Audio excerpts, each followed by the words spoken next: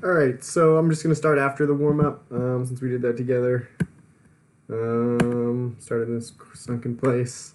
Alright, so if function f of x has values f of 4 equals 20 and f of 8 equals 40, then we got to find all the rest of them to 20. So, oh, and I didn't write it in there, but we know they're all linear because of the title.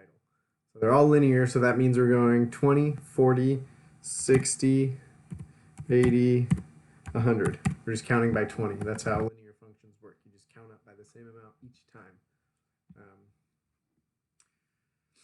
So that's that slide. And then the next slide, we're trying to find an equation for this exact same function. So we go 20, 40, 60, 80, 100. We need to find the slope and the y-intercept. So let me show you what that looks like here on this graph.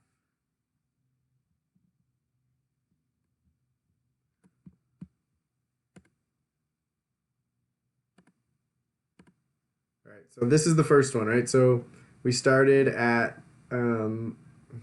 this is x equals 4 and y equals 20.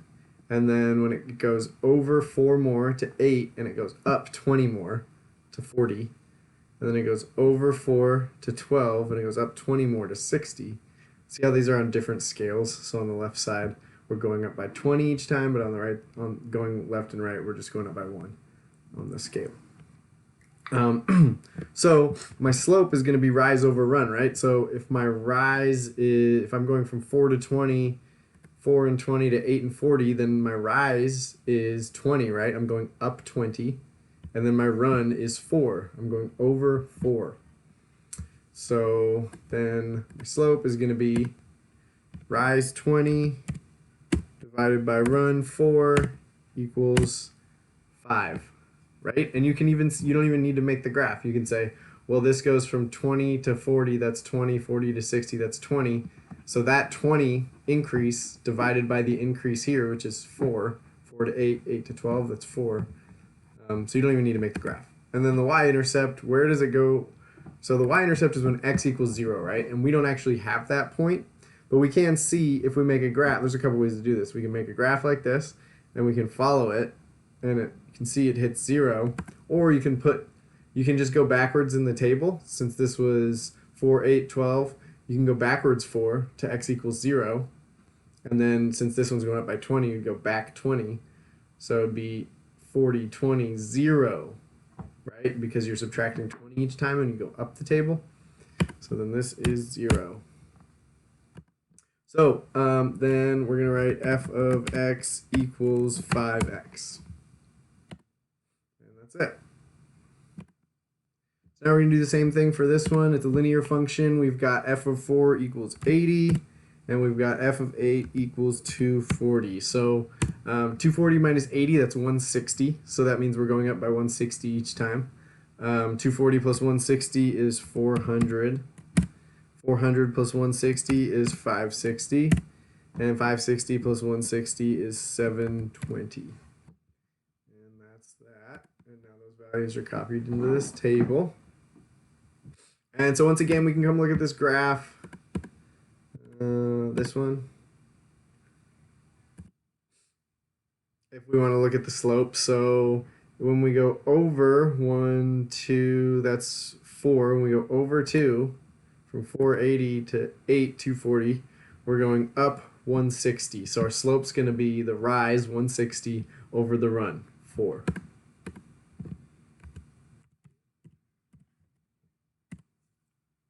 And then the y-intercept is where it crosses 0, right? So we could either graph it and then keep following the line. So it would be down 1, 2, 3. How many does it go up? 1, 2, 3, 4, 5, 6, 7, 8. So we'd be going down 8 and over 2. 1, 2, 3, 4, 5, 6, 7, 8.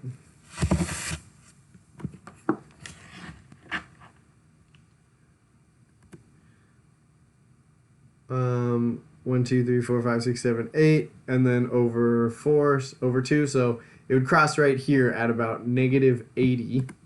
Another way to see that would be to just subtract 160 from 80. You could just do 160 minus 80 and get negative 80. Whoops, you subtract 160 from 80, so it would be 80 minus 160, because we need negative 80.